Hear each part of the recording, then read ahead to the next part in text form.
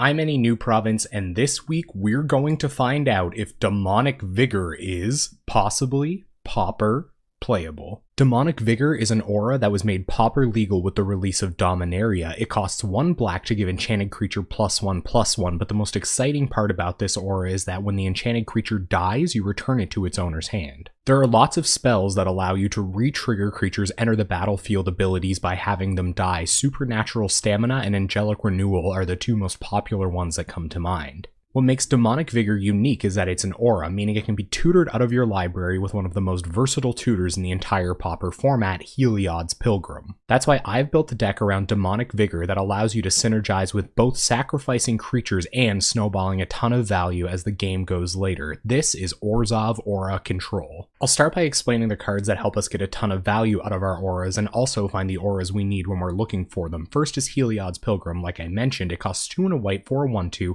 and when it enters the battlefield, you can search your library for an aura card, reveal it, put it into your hand, then shuffle your library. Heliod's Pilgrim is an amazing value creature. It almost always replaces itself, and it allows you to play a ton of one-of niche enchantments that can foil just about any deck's plans. We're also running 2 Auramancers. They cost 2 and a white for a 2/2, and when they enter the battlefield, you can return an enchantment card from your graveyard to your hand. Auramancer helps this deck fight through counterspell format. If our opponent can counter all of our value enchantments, Auramancer can come down and get them back out of the graveyard. Also, it's a 2/2 beater, so if we run into a deck that's a bit slower, we might be able to leverage that extra damage to our advantage. And finally, it's Rebecca Guayart, which is just beautiful. Another creature that helps pull all of our auras back out of the graveyard if they're interfered with and also serves as a pretty efficient beater is Custody Squire. Custody Squire costs 4 and a white for a 3/3 flyer with the Will of the Council ability, which means when Custody Squire enters the battlefield starting with you, each player votes for an artifact, creature, or enchantment card in your graveyard. You return each card with the most votes or tied for the most votes to your hand. This ability sounds a little cryptic and confusing, but really you just get back the card that you vote for. Some people misunderstand it occasionally, so if your opponent casts a Custody Squire,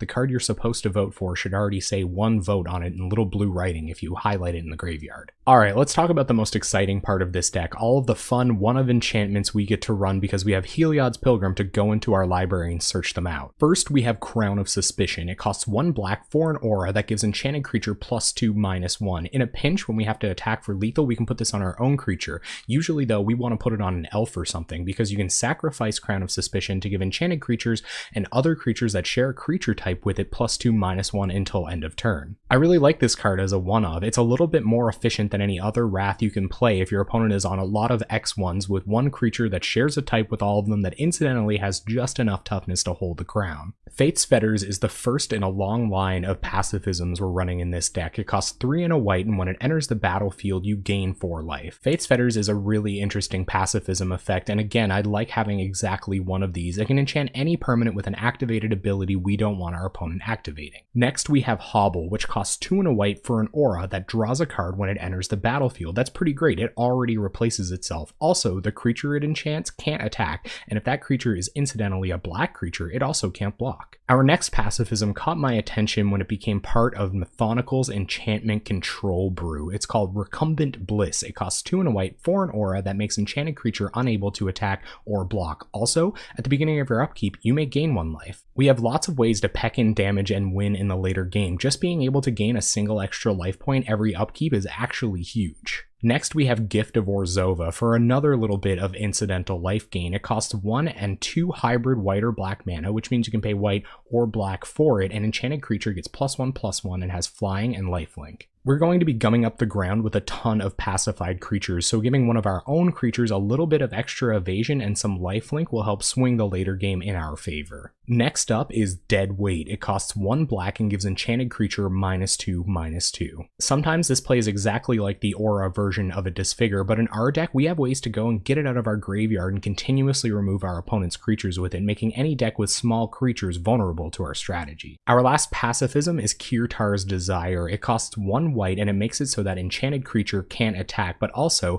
if you have 7 or more cards in your graveyard turning on Threshold, that enchanted creature can't block either. I think it's really important to have some 1-drop auras in the deck in a similar way that Mystical Teachings decks will run very efficient 1-drop removal spells at instant speed. Heliod's Pilgrim can go search up our Kirtar's Desire or our Dead Weight on turn 4 and use it to its full effect. Our last aura is another offensive one. This is Ethereal Armor. It costs 1 white that gives enchanted creature +1/+1 for each enchantment you control. It also gets first strike. I was toying around with Ethereal Armor, but I decided to ultimately include it. There are some decks that can simply go over us as the game goes on, so if we're against a slow deck, we can go search our library for an Ethereal Armor and really start laying the beats down. Next, I'm going to talk about some of the creatures we'd like to recur with Demonic Vigor and how we plan to sacrifice them to trigger their recursion. First, we have Lone Missionary. It costs 1 and a white for a 2/1, a pretty effective aggressive threat, and when it enters the battlefield, you gain 4 life. Like the rest of our life gain spells, this is another bit of incremental life total advantage to make sure that if we have to go into the later game with an aggressive deck, we survive to do so. Next is Dusk Legion Zealot. It costs 1 and a black for a 1/1, and when it enters the battlefield, you lose a life and draw a card. In a similar way that Monarch decks plan to play their cantripping artifacts as often as possible, we want to be able to sacrifice Dusk Legion Zealot enchanted by a Demonic Vigor to keep that value flowing.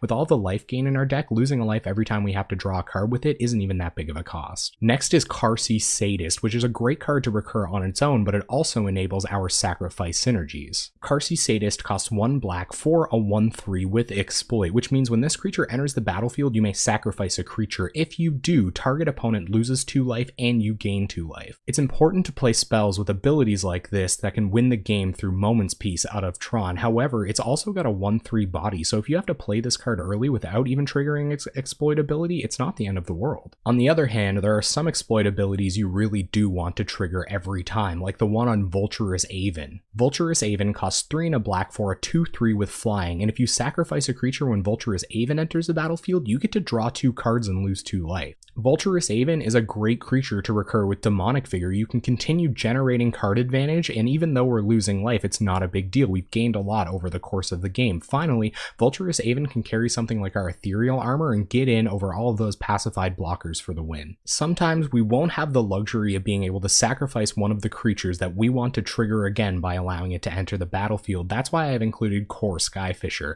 It costs 1 and a white for a 2/3 flyer, and when it enters the battlefield, you return a permanent you control to its owner's hand. Core Skyfisher is one of those cards that can just carry a deck. It can start attacking for 2 in the air early, it can reset our enchantments if they have to go onto a different target as the game goes long, and it also helps us pick up any of our other value creatures to get a little bit of extra value out of them. Our last non-land card is Pestilence, and I had to include it because we have so many creatures with big butts and we gain a ton of life as the game goes on. Pestilence costs 2 black for an enchantment. At the beginning of your end step, if no creatures are on the battlefield, you have to sacrifice Pestilence, but it's okay, it's usually pretty easy to work around that. Pestilence's ability is pay a black, Pestilence deals 1 damage to each creature and each player. Alright, let's have a look at this mana base. It's a pretty basic 2-color mana base because we have a lot of spells we want to be casting early. First, we have Evolving Wilds, which you can tap and sacrifice to search your library for a basic land card and put it onto the battlefield tapped. We have Orzhov Basilicas, your black-white Karus. They enter the battlefield tapped. When they enter the battlefield, you have to return a land you control to your hand. When they become untapped, they add black and white. And finally, we have Scoured Barrens as our last non-basics.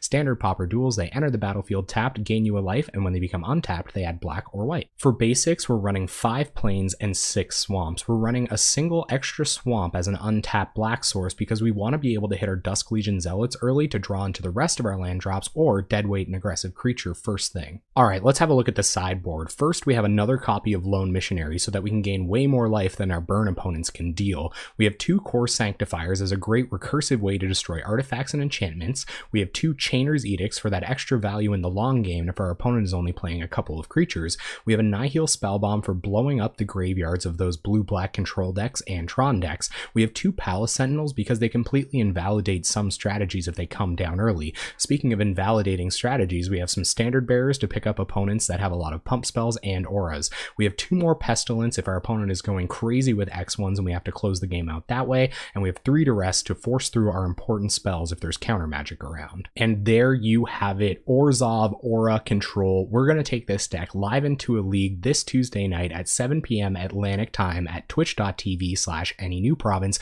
We're there every Tuesday night playing possibly Pauper playable decks. Before I go, I just want to remind you that you can like the video or subscribe to the channel down below. I'd seriously appreciate it. It's a great way to let me know you've enjoyed everything, and it really encourages me to keep making great Pauper content. Thank you so much for watching. I hope you enjoyed this deck tech, and hopefully I'll see you on Tuesday night.